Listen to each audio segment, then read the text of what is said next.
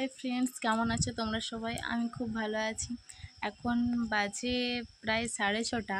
এখন প্রায় বৃষ্টি আসার আগের মুহূর্ত হয়ে আছে আকাশটা দেখো, জাস্ট তোমাদেরকে ব্যাক ক্যামেরা করে দেখো। ওয়েদারটা দেখো, কি সুন্দর ওয়েদার। এরকম সময় কি করতে ইচ্ছা করে বলো? ছাদে এসে একটু জাস্ট হাওয়া খাচ্ছি, তোমরা একটু খেয়ে নাও। গরম পড়েছে, একটু হাওয়ার বা একটু বৃষ্টির খুবই প্রয়োজন, কিন্তু বৃষ্টি তো হচ্ছে না, জাস্ট বাতাসে দিচ্ছে। দেখা যাক বৃষ্টি আসে কি না।